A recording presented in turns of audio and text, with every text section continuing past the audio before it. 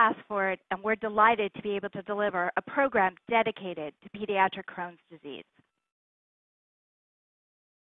I always say children with Crohn's do not equal small adults. We have to treat kids a little bit differently, although a lot of the treatments and medications we use may be similar to what we use in adults who have Crohn's disease. But the things to really highlight in children that are different than adults, usually children who develop Crohn's disease will often have more severe presentation.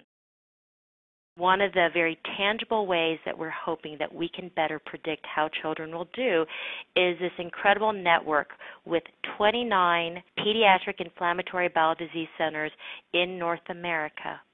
We are looking at children at the time of diagnoses and looking at their genes, looking at the types of bacteria that they have in their GI tracts, looking at blood work for certain types of immune responses that children have, and we are following and seeing the type of Crohn's disease they develop and whether they develop any complications or not, with the hope that if we can understand how these all come together, we will be able to develop a model of better predicting which children will respond better to which medications.